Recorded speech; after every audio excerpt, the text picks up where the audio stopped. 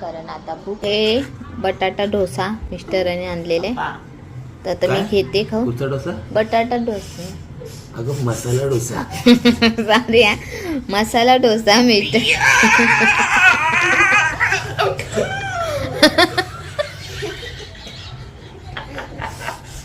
मी एवढा शाव झालो तो मसाला बटाटा नाही. नया है ये डिश, बटाटा डोसा.